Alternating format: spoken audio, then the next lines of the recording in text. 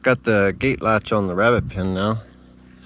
I just need to put a piece of wood here, like that, and one right here, and then notch it out with the grinder. So this closes nice and tight, which is really good. And I had to grind the bottom.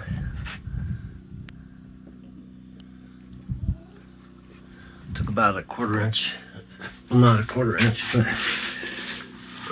about 3/8 off, maybe.